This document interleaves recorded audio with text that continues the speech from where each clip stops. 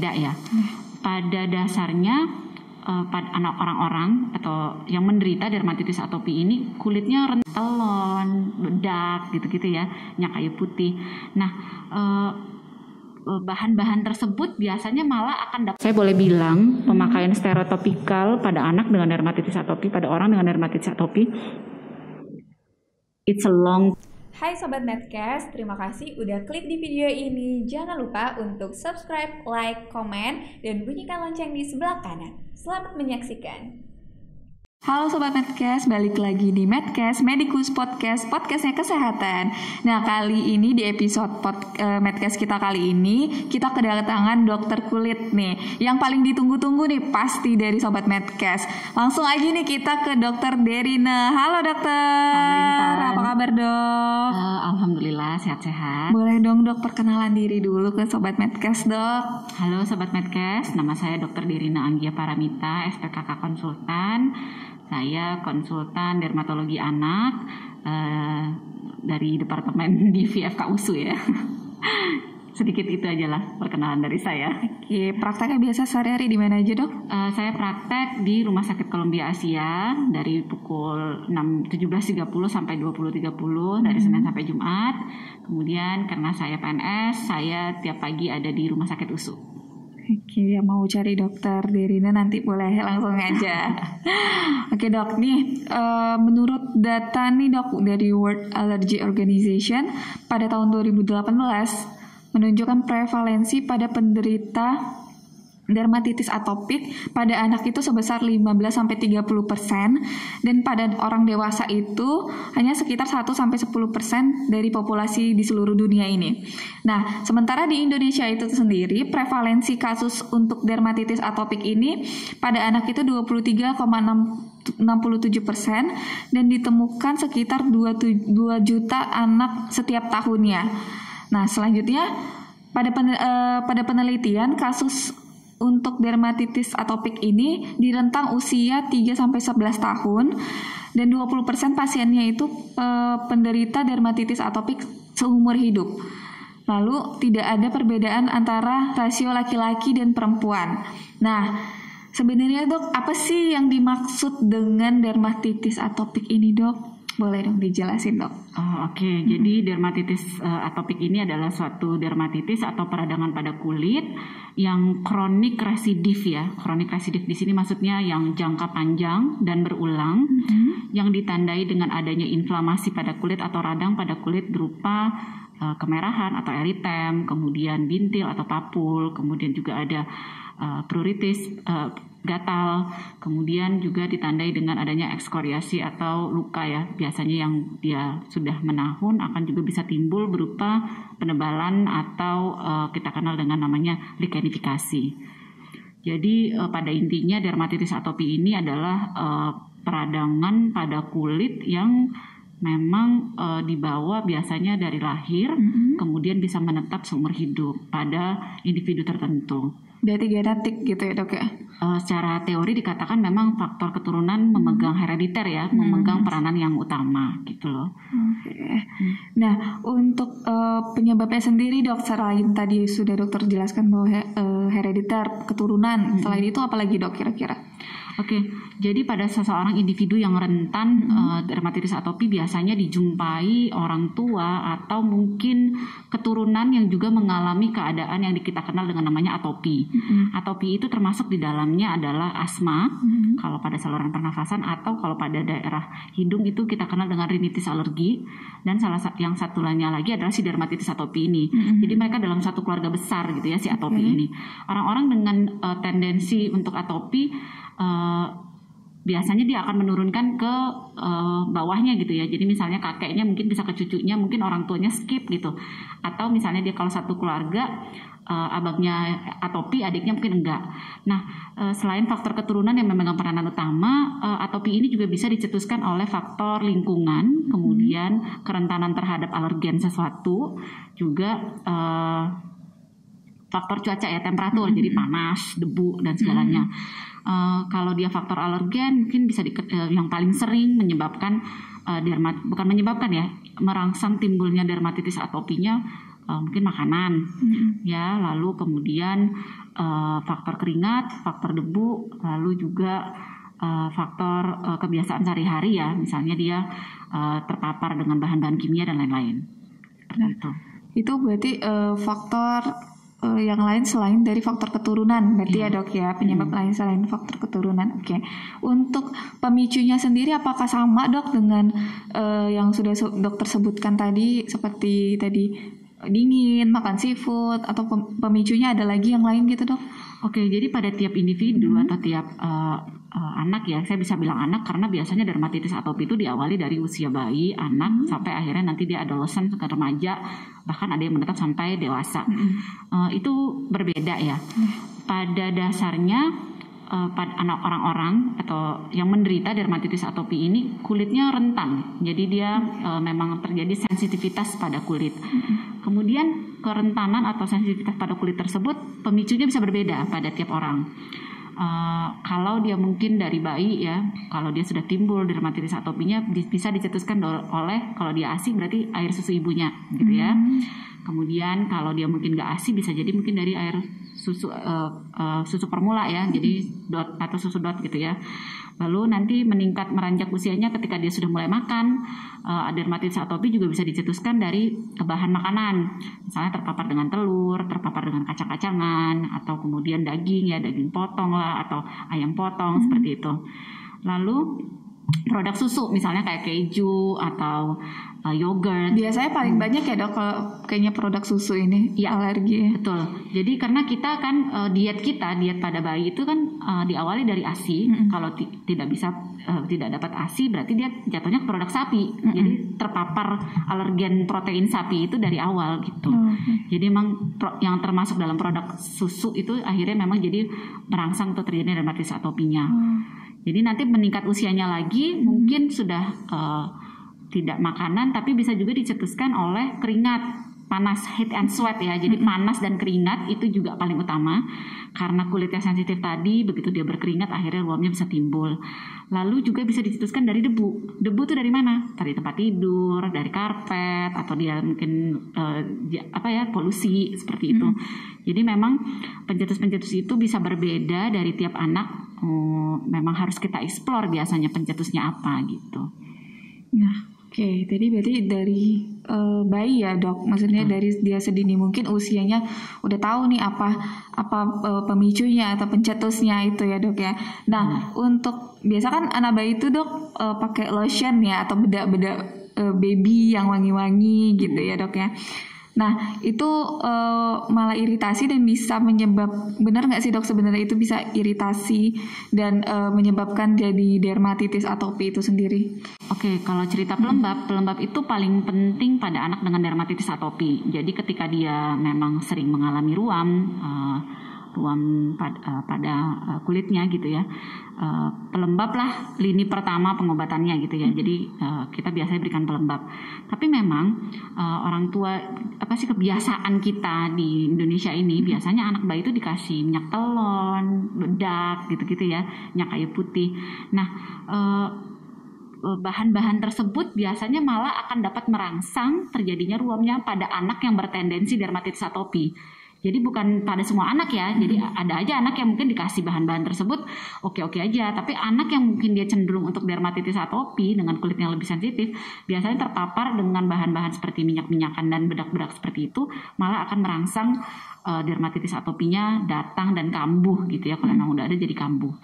Jadi kalau pelembab sendiri, kalau sebenarnya pelembab bayi itu cukup ringan ya sediaannya, light ya dok ya. Betul. Jadi dia non alergi, kalau bisa dilihat di sediaannya non alergenik lah gitu ya, atau karena biasanya pada pelembab bayi itu dia tidak terlalu wangi, tidak terlalu mengandung bahan pewarna tertentu gitu ya. Nah biasanya itu kalau pelembab sih cukup aman dipakai pada anak dengan dermatitis atopi. Tapi untuk ke dermatitis atopinya sendiri sebenarnya kita lebih harus memilih pelembab yang memang khusus dermatitis atopi. Jadi emang ada sediaan pelembabnya yang mengandung protein kulit yang diperlukan pada anak-anak dengan dermatitis atopi. Jadi seperti kalau dibaca tuh mengandung ceramide atau filagrin gitu. Jadi pelembab tuh kalau kita bisa lihat ada yang dijual bebas, ada yang memang dijual untuk anak-anak sensitif, for sensitive skin gitu. Jadi kalau dia yang sebenarnya secara umum oke, nggak ada masalah untuk anak dermatitis atopi, tapi sebaiknya dipilihlah yang memang untuk sensitive skin gitu. Ini dia ada beberapa pilihan untuk membelinya gitu ya dok ya. Itu berarti harus konsul dulu dong sama dokter ininya, dokter kulitnya. Kalau anaknya bertendensi dermatitis atopi memang sebaiknya ditanyakan ya ke dokter kulitnya atau ke dokter anaknya. Tapi sebenarnya kan informasi sekarang banyak ya. Jadi bisa kita googling lah untuk kulit anak saya cocoknya seperti apa gitu. Jadi informasi tentang for atopic skin atau kulit atopik itu sebenarnya sangat banyak. Jadi bisa dibaca gitu. Pintar-pintar ibunya berarti. Iya. Oh dia satu lagi jangan kata kawan saya katanya gitu. Banyak itu dok. Nah itu paling sering ya kan dok. Jadi tetap percaya kalau bertanya ke dokter. Iya benar. Karena kan sekarang udah banyak informasi kan, saking banyaknya sampai ibu-ibu tuh galau gitu ya kan dok. Bener ya dok ya. Karena new mom ini kan dok pengennya yang terbaik buat anaknya, cuman kadang misinformation. Ya, betul, gitu misinformation. Oke, nah tadi kan kita udah ngobrolin masalah pencetusnya. Nah untuk gejalanya sendiri nih dok, misalnya dari awal tuh gimana? Misalnya kan tiap orang pasti beda-beda dong dok untuk dermatitis atopi ini. Gimana aja tuh dok gejalanya yang terjadi di tubuh anak tersebut? Oke, jadi kalau kita cerita dermatitis atopi diawali dari usia bayi, kemudian dia meningkat ke anak, children gitu ya, lalu adolescent, remaja. Kalau bayi, ruam khas untuk dermatitis atopi biasa kita jumpai di pipi. Jadi orang awam bilangnya kena cepluk susu gitu ya. Jadi pipinya tuh kayak ada ruam merah atau mungkin bercak putih seperti itu. Nah itu biasanya tanda khas dari dermatitis atopi. Meningkat usianya, dia lewat dari 6 bulan, ruamnya bisa berpindah. Jadi paling sering pada daerah yang sering berkeringat, mungkin di leher. Jadi akan keluar bercak merah atau bintil-bintil merah yang agak merata biasanya. Kemudian anaknya tuh rewel gitu, jadi gatel gitu kan. Jadi anaknya tuh pengen kayak garuk, bahkan beberapa anak ada yang dia sampai luka dan basah gitu ya, karena dia mungkin menggesek lah, dia tidak bisa mengontrol gatalnya karena memang gejala yang dirasakan si anak tadi adalah gatal. Lalu ketika dia udah mulai naik lagi usianya, akan pindah menjadi tempat predileksi khas. Jadi untuk dermatitis atopi biasanya adalah di siku, lipatan siku sama di belakang lutut. Jadi lipatan lutut, jadi daerah lipatan. Nah itu biasanya bentuknya udah tidak dalam bentuk bercak merah yang kayak radang akut gitu ya, tapi biasanya lebih ke bercaknya agak hitam, kering, kulitnya agak bergaris-garis, jadi relief kulitnya tuh makin jelas gitu ya. Jadi garis-garis kulitnya makin kelihatan jelas. Kenapa? Karena biasa pada anak yang dia masih menderita dermatitis atopi usianya mungkin lebih 8 atau 11 tahun, berarti kan itu kronis karena dia dari bayi udah lama gitu ya. Udah menderita. Jadi ruamnya akan mengalami lichenifikasi atau penebalan dan kekeringan gitu. Penebalan pada kulitnya ya. Kemudian kalau dia udah dewasa biasanya ya selain di daerah lipatan, mungkin ada juga di daerah di ketiak, kemudian di dekat leher, atau mungkin di lengan tuh kering, kakinya kering gitu. Jadi kalau udah untuk dewasa biasa gejala paling khasnya kering dan gatal gitu ya. Kalau gatal dari kecil emang gatal, tapi kalau lebih ke dewasa dia lebih kering gitu. Kalau anak-anak dia lebih basah biasanya ruamnya gitu sih. Jadi beda usia mungkin biasa bentuk ruamnya bisa agak berbeda dan lokasinya bisa agak berbeda gitu. Oh gitu. Ya. Karena baru awal ya, jadi kalau anak-anak tuh masih merah gitu ya dok ya. Biasanya gitu. Itu gejala awalnya si anak itu ya dok ya. Iya. Oke. Selanjutnya, nah ini dok, gejalanya itu bisa muncul atau hilang sendiri itu, terus gimana sih dok sebenarnya, apa sebaiknya ke dokter aja atau bisa ditanganin sendiri? Kalau untuk bayi nih misalnya, kalau untuk bayi kan biasa dia dengan pencetus seperti dokter bilang tadi ya. Nah misalnya nih dia timbul ruam atau gatel nih, nah gimana tuh dok ngatasinnya si anak ini? Oke, jadi memang biasanya orang yang paling suka concern tuh pasti memang ibu-ibu ke bayinya gitu ya. Jadi bahkan saya pernah dapat pasien usianya masih 3 minggu udah mulai ini ya. Masih baby banget. Iya, jadi mungkin orang tuanya juga cukup concern dan mau tahu gitu. Jadi langsung bawa ketika imunisasi terus kontrol, maksudnya konsul gitu. Jadi dermatitis atopi ini ketika ruamnya timbul, biasanya kita telaahan. Kira-kira ngapain Bu gitu anaknya, di ASI kah atau sufor kah gitu kalau selalu bayi gitu ya. Terus kita telah karena secara teori kan dikatakan paling mungkin adalah dari ASI ibu atau dari susu gitu. Kita telah mungkin kita anjurkan ke ibunya menghindari, kalau di ASI menghindari diet yang mengandung protein tinggi, misalnya kacang-kacang, telur, seperti itu kita suruh hindari gitu ya. Tapi kalau dia sufor biasanya kita anjurkan coba ditukar ke susu yang mungkin protein lebih rendah, hipoalergenik istilahnya gitu kan. Tapi tetap berkonsultasi ke dokter anak. Lalu ruam tersebut biasanya kalau dia hindari pencetusnya akan berkurang. Namun terkadang kalau radang itu sudah terjadi, itu tidak akan hilang kalau kita tidak berikan obat ya gitu. Jadi kalau dibilang dia baik sendiri, harusnya sih enggak, kecuali pencetusnya dihilangkan atau kita berikan obat. Jadi obat yang kita berikan tuh biasanya selain pelembab yang tadi saya bilang lini pertama adalah steroid topikal. Jadi dia steroid topikal yang kita bisa berikan. Kemudian anjuran berikutnya itu ya, hindarilah faktor pencetus gitu. Jadi kalau dermatitis atopi sebenarnya karena ini adalah kronik residif, jadi jangka panjang dan suka berulang, memang akhirnya ke orang tua pemakaian steroid topikal tadi ya, pengobatannya itu kita edukasi bahwa pemakaian ini penting. Karena radang tadi tidak akan berkurang kalau mungkin kita tidak bantu dengan pemberian obat-obatan. Memang wajar sih biasanya orang tua, kalau apalagi anaknya masih kecil banget, duduk jangan dikasih obat dong gitu, kita kasih ini aja. Karena kalau cuma beberapa kasus yang dia hindari pencetusnya bisa berkurang ya alhamdulillah. Tapi kalau enggak, emang cuma dikasih kayak pelembab aja, biasa sih emang enggak bisa berkurang gitu. Jadi emang selanjutnya adalah pengobatan yang paling penting gitu. Oke dok, nah tadi kan sudah banyak ya pencetusnya atau penyebabnya itu. Nah kalau untuk stres sendiri tuh bisa nggak sih dok sebenarnya menyebabkan si dermatitis atopi ini?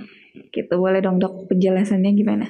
Oke, kalau stres itu faktor salah satu pencetus ya, faktor pencetus. Biasanya pada anak yang dia udah ini school age ya, jadi udah usia sekolah. Oke. Karena biasanya anak-anak yang usia sekolah ini mungkin ada tuntutan dari sekolahnya gitu ya. Kalau baby belum ngerti apa-apa. Kalau bayi biasanya lebih karena memang faktor yang diberikan orang tuanya gitu ya. Tapi kalau pada anak yang dia mungkin udah lebih dewasa, jadi mungkin 8 tahun, 11 tahun atau mungkin usianya udah yang 14, 15 tahun ya. Tentu stresor lain yang dia dapat paling sering adalah dari sekolah. Jadi mungkin dia mau ujian lah atau apa. Jadi faktor stres tersebut akan merangsang dia akan menggaruk lebih hebat. Jadi jatuhnya ke situ tuh. Karena dia kan gatal nih. Memang dia istilahnya kulitnya emang udah sensitif. Terus udah terbentuk ruam. Tapi karena dia tadi stres, dia akhirnya garuk, gatalnya makin hebat. Akhirnya siklus gatal garuknya tuh nggak berhenti. Gatal garuk itu yang menyebabkan kulitnya menjadi lebih parah. Jadi faktor stres biasanya harus kita telaah mungkin pada pasien-pasien yang usianya udah lebih usia sekolah gitu ya. Cuma faktor stres ini nggak gampang ya ngatasinya gitu. Jadi selain kita memang mengindikasi oh ini ada stres, lalu ya udah berikutnya mungkin apa ya, jadinya kayak konselingnya nanya-nanya ada apa gitu. Orang tuanya juga kita tanya karena kadang-kadang orang tua juga memicu kan stresnya timbul gitu.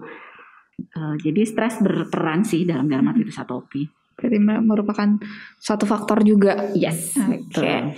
Nah dok, kan tadi kayak udah gatel nih, garuk-garuk, biasanya kan tuh kita nggak tahan ya. Ada orang yang tahan, ada orang yang enggak. Pasti jadinya kulitnya berbekas gitu ya dok ya, pastinya. Gimana sih dok cara mengatasi si dermatitis atopi ini biar kan pasti ada macam-macam ya, ada cewek ada cowok. Pasti kalau cewek itu lebih aware, lebih ini kan dok maksudnya. Tapi kan nggak tahan gitu, soalnya saya juga ada alergi juga sih. Kadang kayak aduh gitu kayak supaya berusaha nggak garuk gitu kan. Karena kalau misal garuk luka berbekas kan gitu kan. Gimana sih dok cara ngatasinnya? Oke, jadi kalau dermatitis atopi ketika dia sedang tidak radang, kulitnya pasti akan kusam. Jadi hitam.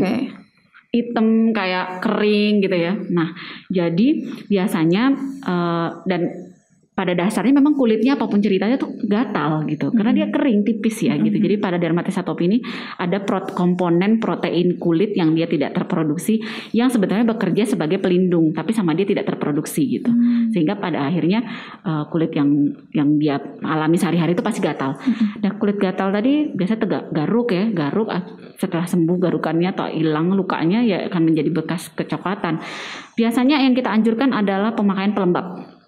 Nah, pelembab khusus dermatitis atopi ini dia ada mengandung protein kulit yang memang tujuannya untuk melembabkan. Jadi itu akan mengurangi gatalnya.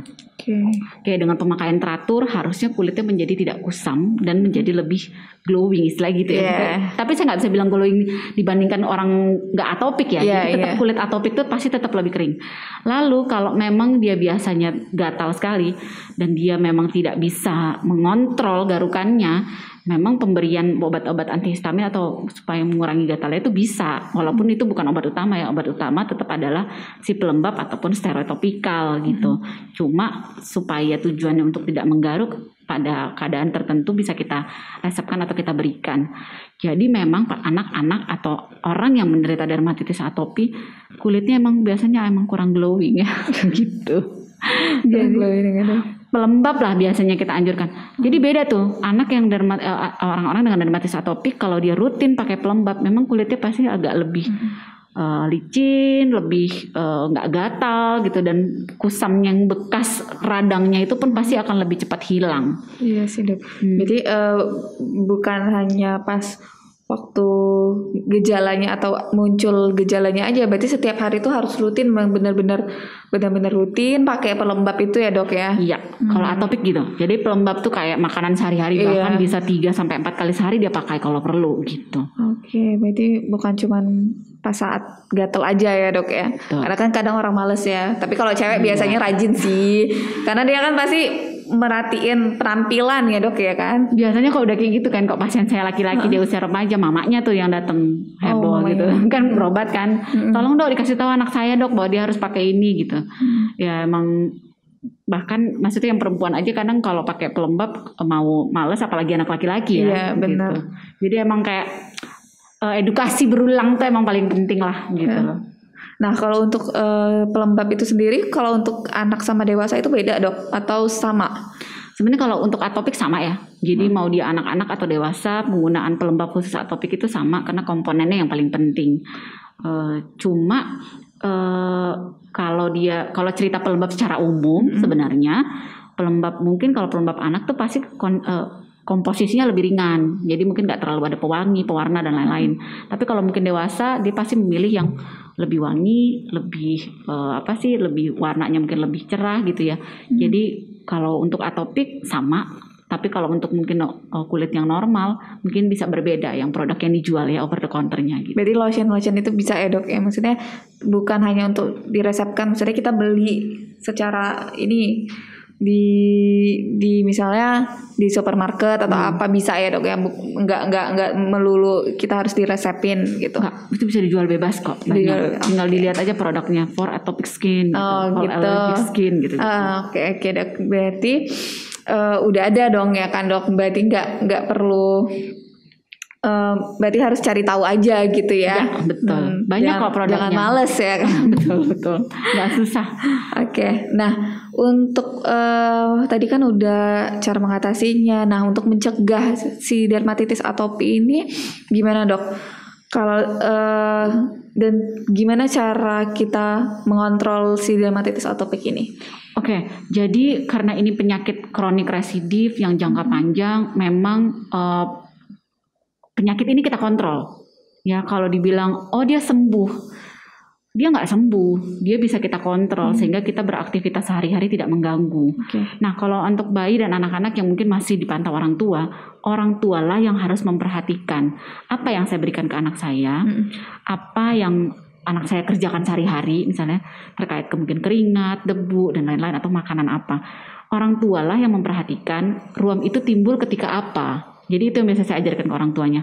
Jadi kalau misalnya dia habis olahraga dok, wah tuh datang ruamnya. Oke, berarti anaknya kalau memang harus olahraga, begitu siap olahraga langsung mandikan, tidak boleh keringat lama dan lain-lain. Kemudian kalau dia mungkin dewasa, tentu dia harusnya kalau dia dewasa dan dia menderita dermatitis atopi dari kecil, tentu dia udah tahu nih. Saya habis gini pasti datang nih. Sekolah lagi banyak PR, ruamnya datang atau apa gitu. Nah hal seperti itu ketika ruamnya datang, steroid topikal tuh nggak boleh lari gitu, nggak boleh dihindari, emang tetap dipakai. Jadi si obat tadi akan mengontrol klinis penyakitnya. Tanpa pemakaian obat mungkin dia akan lebih parah, tapi dengan pemakaian obat itu malah membantu. Jadi saya boleh bilang pemakaian steroid topikal pada anak dengan dermatitis atopi, pada orang dengan dermatitis atopi, it's a long term use ya. Jadi pemakaian jangka panjang itu tidak salah, itu boleh dipakai gitu. Jadi memang kita kontrolnya dengan menghindari faktor pencetus dan pemakaian obat-obatan. Kalau kasih ilustrasi itu saya suka kasih ilustrasi itu seperti orang DM. Jadi DM itu kan mau nggak mau dia harus pakai insulin ya kalau dia udah harus pakai hidup. Iya gitu. Jadi atau hipertensi hipertensi itu yang obat hipertensi dipakai tiap pagi. Begitu juga lah si steroid ini, si atopik ini. Jadi steroidnya dia pakai terus kalau ada. Cuma dipantau ya, karena namanya steroid tetap ada efek samping kan gitu. Oke, jadi langsung aja kalau memang udah ada gejala dan takut nih ya kan dok, ada apa-apa, langsung bawa ke dokter ya kan, ke ahlinya, ke dokter spesialis kulit pastinya ya dok ya. Walaupun informasi banyak di internet ya, Googlean lah, kadang-kadang mama-mama kayaknya dia lebih pintar lagi dari kita gitu. Tetap aja jangan, kadang-kadang informasi kan nggak ada penapisnya gitu. Jadi tetaplah kalau kita nggak paham tetap bertanyalah ke dokter lah gitu. Nggak ada evidence base-nya juga ya kan dok ya. Karena evidence base ya.